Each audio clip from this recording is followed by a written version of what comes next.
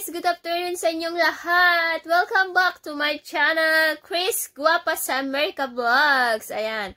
For today's video ay ituturo ko sa inyo guys kung paano mag-delete ng ating watch history at saka sa search history natin sa ating cellphone or sa ating mga tablet sa Chrome.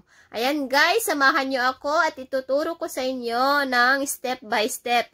Madali lang ito guys, kaya samahan nyo ako. Tara guys! So, the first step we are going to do is, we need to go to the Chrome, then type youtube.com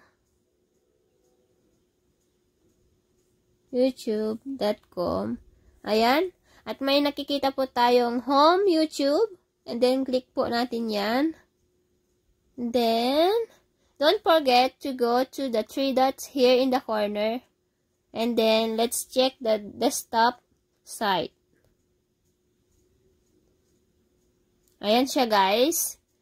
And then, the second one is this one. You can see the three line in the corner. You need to click that one. This.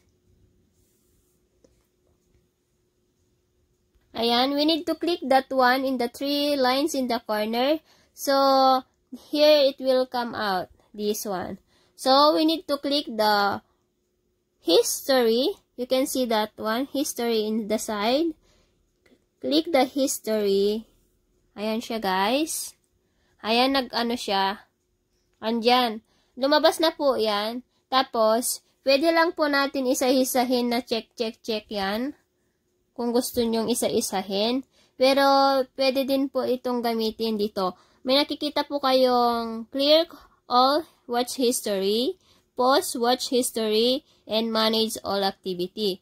So, we are going to click the clear all watch history para ma-clear ang ating watch history. Ayan siya guys, ayan.